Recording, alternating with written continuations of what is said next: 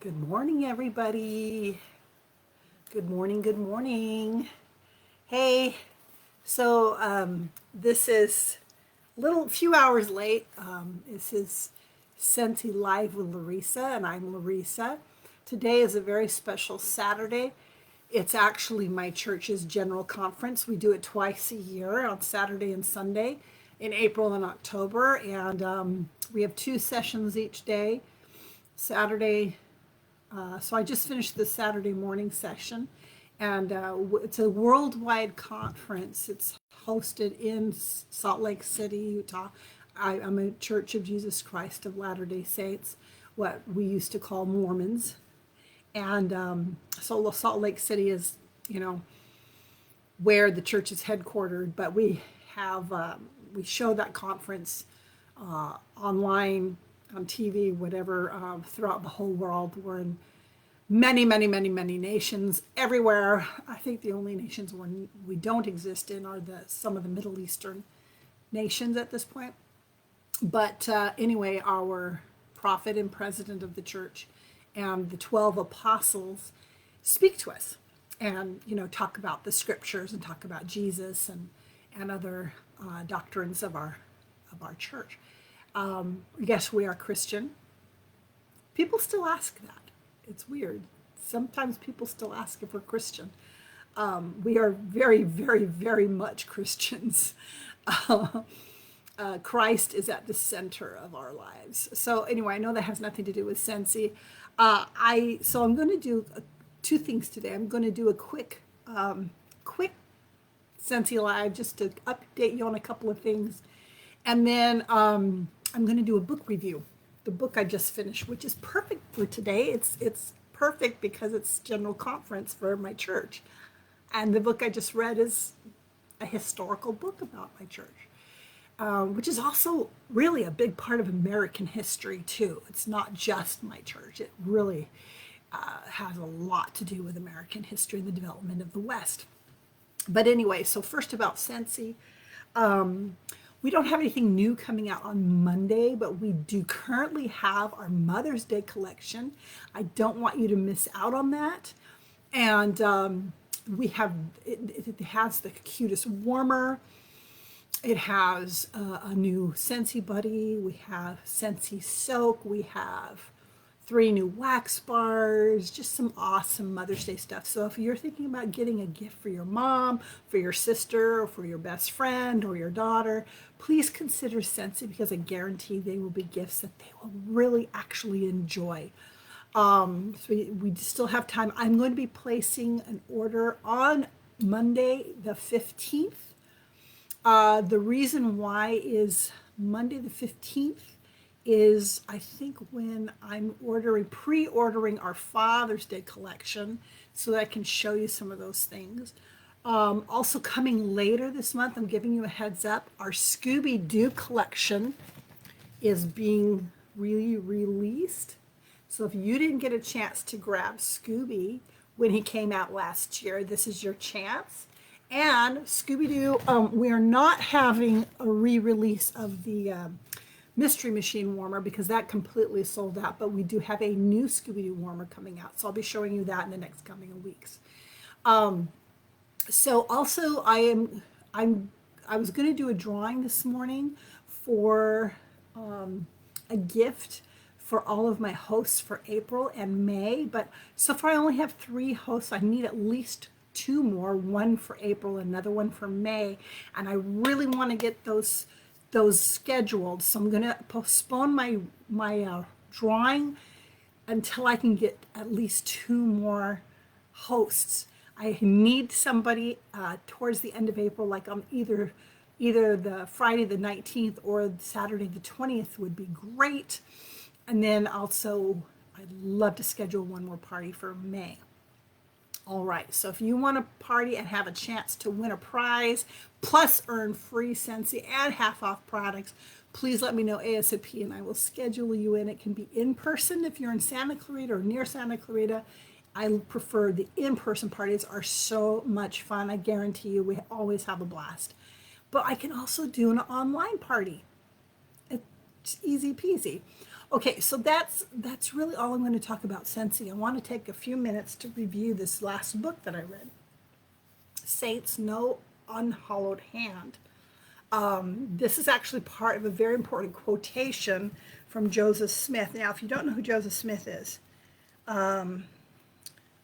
Joseph Smith was the founder of the Church of Jesus Christ of Latter-day Saints, which was founded in 1830 in rural New York, ages ago, almost 200 years ago. That's pretty astounding now that I think of it. And I finished the first volume. These are historical volumes written and produced by the church, recently published. They are not novels. They are not like exciting narratives. They're very, very straightforward, factual history. They talk about lots of different events, lots of history. What I really appreciate about both books I've read so far, there's 3 books in the whole set so far. I'm not sure yet if I'm going to read number 3 right away, but they cover the history. The first book covers the history from from the beginning of Joseph Smith's life. He was born, I think, 1805, through his death, and he died in 1844, and then through 1846, 47, which is when the saints, we call it the saints, that's what we call members of the church, when they were kicked out of Nauvoo, Illinois, and they had to move west. So volume 2 covers from that first trek west in 1847 to settle the Salt Lake Valley and Utah territory through about 1893, which is when the Salt Lake City Temple, you know, that famous gray granite edifice in the middle of Salt Lake City, when it was actually completed and open to the public. So I'm not going to like tell you the whole history, but for much of that history, Brigham Young, who was the leader of the church after Joseph Smith was martyred, he was shot and killed for his beliefs by a mob, and his brother was also killed. Then Brigham Young became the next president of the church and led the saints, the early saints, west in covered wagons and on foot. This was 22 years before the railroads were put in. And they arrived in Salt Lake City, and they chose that area particularly because nobody else was there. There were some Indians nearby, and they really were trying hard to find a place that wouldn't usurp too much Native American land at the time. That did eventually happen as the church grew and grew and grew, but that's part of the history and the story. And then anyway, they arrived and there was nothing there, and they started by just building log cabins, but by 50 years later, in the 1880s, 40 years later in the 1880s, Utah, Idaho, Arizona, California were all booming metropolises full of people, all settled by Latter-day Saints. Even San Francisco, California. Yes, did you know that? Yeah. They spread out far and wide. What I appreciate about the history that goes into great depth on lots of different issues, some of it was the relations between the Native American tribes, like the Shoshones, for example, and the Utes. I don't know if I pronounced that right. For the most part, relations were good, especially in the beginning. But you know, there were definitely some not so good things that happened. But I appreciate that the book itself doesn't sugarcoat anything. It just tells the facts. This happened, this happened, this happened. And it doesn't try to make the church look good. It's just stating the facts, good and bad. So I really appreciate that. I learned so much.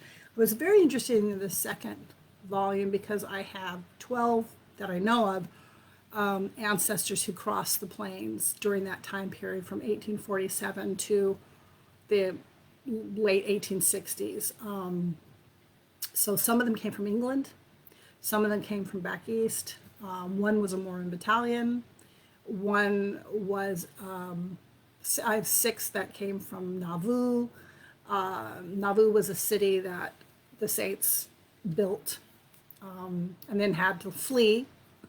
Seems like everywhere they went, they had to flee. Even when they got to Utah, one thing that really aggravated me as a descendant of these pioneers was that the saints went outside of the United States to get away from all of the mistreatment and they were treated very badly. Homes were burned, people were killed. I mean, people were tarred and feathered. They were chased from city to city. They were not treated well by the United States. Even the government itself attacked the Mormons.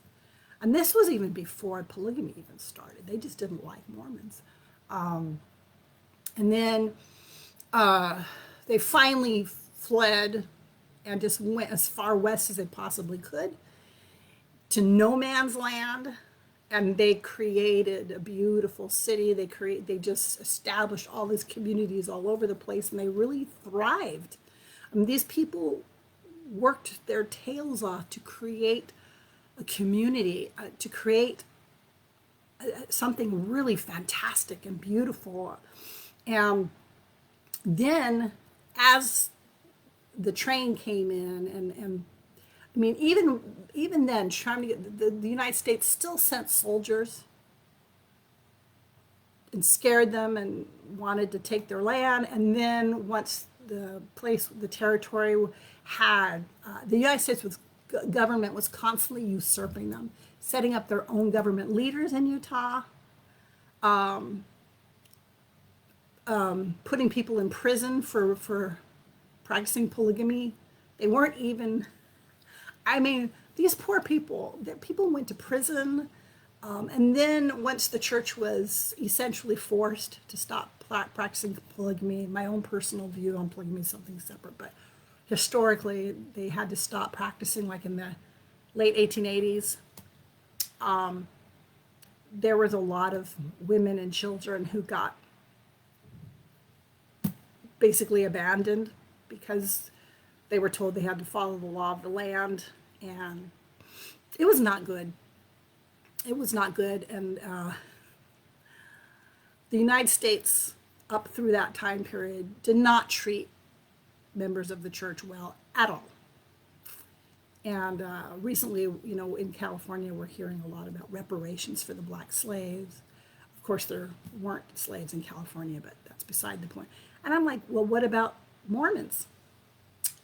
If black people deserve reparations, I think Mormons deserve reparations for the way they were treated for almost 60 or 70 years. And so Native Americans deserve reparations, and the Chinese deserve reparations, and the Mexicans deserve reparations. It's ridiculous. Okay, our history is full of crap. And if we're going to give reparations to everyone who was treated like crap, then everybody deserves reparations. It's ridiculous. Anyway, that's my own side note. But anyway, the saints. So a big part of this part of the book was the practice of polygamy, which started with Joseph Smith in like the early 1840s. It was very secretive. In fact, today there's still a lot of controversy about whether or not he practiced it, and if he did, how much, to what extent, blah, blah, blah, and how did it start, and who was responsible. And there's been lots of books written about it, and some of it is still not really sure, because Joseph Smith actually didn't leave a written record about any of that. But we know for a fact, of course, that Brigham Young and the 12 apostles, after they left, or even before they left Nauvoo, did practice polygamy. And then it spread and became widespread throughout the church. Not everyone practiced, but a lot of people did. And it became a huge problem in the relationship between the church and the United States. Not just the government, but also the people of the United States had a very negative view of the church at the time. And the church was a very isolationist. And anyway, they eventually had to stop practicing because they wanted Utah to become a state. And the apostles were all in hiding, and their wives were in hiding, and their children were in hiding, and people were in and out of prison. Like close to 1,000 members of the church had been imprisoned, and it was crazy, crazy. But here's the thing, I personally, in my personal view, I do have one polygamist great-great-great-great-grandparents. So I do partially come from polygamy, from way back when. The story that I've heard long ago is that my polygamous grandmother didn't like it and was happy when her husband died. That's what I've been told. I don't know how accurate that was, but a lot of people practiced it very happily because it provided a lot of autonomy for women. I actually learned that not in my church, but I learned that I took a women's history class at Cal State Northridge many decades ago, and one of the things it talked about was Mormon polygamy and how instead of being detrimental to the women that you might think, it actually had the opposite effect because women became independent, were very independent. Their husbands provided for them and for their children, but they were pretty much able to live the way they wanted. Many women were very active politically, were very active as leaders in the church. Many of them were very influential. They were involved in the women's rights movements and in suffrage movements. Utah was the second territory to allow women to vote. By the way, it was the United States government that stripped them of that right to vote because they were practicing polygamy. It was eventually given back to them, but they were educated. There were women who, one of my ancestors actually was assigned by Brigham Young to go back east and to train as a midwife. He actually had many women train as midwives back east. There were saints who went to college back east, especially Harvard. And they had each other, women had each other to help co-raise their children, to maintain households. So it overall, generally speaking, it wasn't a negative thing to these women. It was actually a positive, and they were women who were able to get married and have children and be cared for. Back in the 1800s, remember, women had no right to property, etc. in the United States. So these women were able, through marriage, were able to gain that independence, where their children were able to inherit property and things like that when they couldn't have otherwise. So, even though I personally, coming from my 20th and 21st century viewpoint, I detest polygamy, absolutely detest it. It just, even the history of it to me feels like a blight on the church. However, I also believe that God can use even negative things for his glory. So if you think about it also, this fledgling church that had been chased and harassed from place to place with their polygamous marriages were able to have a lot of children in the late 1800s, a lot of children over the course of 40 years. And that provided a very large foundation for the early years of the church. They went from having 6 members of the church in 1830 to, in 1890, having tens of thousands, like close to 1 million members of the church worldwide. So, God used it, and the church blossomed, and the people blossomed. And today, of course, we're everywhere. Like it or not, we're everywhere. Anyway, the church, the book itself is very interesting. I don't think you need to be a member of the church to appreciate the history, because this is actually part of American history. How was the West founded?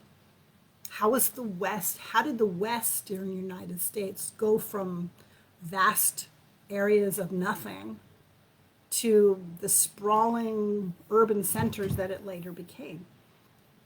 You know, would there ever have been a train or need a train traveling west if the Mormon pioneers hadn't founded Utah and spread out from there? So anyway, I'm just curious. So a couple things else that I thought were really interesting about this book. Again, if there's a lot about the women and the influence of the women at the time during the suffrage movement, and that's a powerful thing. How these women had so much authority and power and influence on each other and on other women in the United States. They were constantly going back and forth to Washington, D.C. and addressing Congress. And I mean, they did pretty amazing things. Wow. And it also talks a lot about the leaders of the church. Like, I have a new appreciation for Brigham Young. He, you know, really is a very important figure in American history, not just church history, but American history. I mean, the man accomplished amazing things. He reminded me a lot of King Herod, not the bad King Herod, you know, in the Bible when he kills the babies at Jesus' time. Remember, that happened towards the end of his life when he was kind of going cuckoo. But he reigned for like 40 years and was the king of Israel, and did amazing things. He was actually a really good king for the most part. He built stuff. He built cities. He built the temple. He accomplished great things before he went cuckoo in his old age. Brigham Young never went cuckoo, but Brigham Young was like that. Here was this man who traveled west in a covered wagon and pointed at a piece of dirt and said, "This is where we're going to build the temple." And under his guidance, over decades, created an empire. I mean, in that sense alone, the man was brilliant. It was a brilliant political and religious leader. You have to give him credit for that. So anyway, it's a pretty hefty book. These are big, big books. There's a third volume. I'm going to set that third volume aside for a while. I'll get back to it later, but I've got like 4 or 5 other books I want to read. So I got to get some of those done. But I wanted to share that with you. I thought it was really remarkable. I give it like a 3.5 stars. The content is fascinating. It's just the style of writing is very blunt and very straightforward. There's really no embellishments whatsoever. It's almost like reading a textbook. Yeah. And I think they did that on purpose so that anyone of any age and any rating level could read it and appreciate it. So I totally get that. But it's not, don't expect to read it to be entertained. Just read it for the facts. I learned so much. I learned more from these 2 books than I have spent my whole life as a Mormon learning about my own history at church. These books are amazing. So anyway, that's my stuff. Talk to you all soon. I hope you have a great weekend. I've got a lot to do today. My son has an interview to volunteer with the BSA Emerald Bay Summer Camp. I'm so excited. You guys say a little prayer for him. He's really thrilled. Got to get him ready too for his trip to Utah to visit his siblings. And I'm going to take a short nap. So love y'all. Talk to you soon. Bye-bye.